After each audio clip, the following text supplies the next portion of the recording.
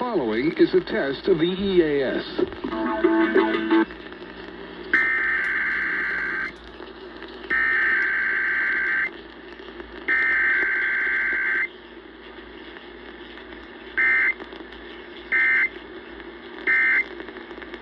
This station is testing its emergency alert equipment. The EAS provides timely emergency warnings.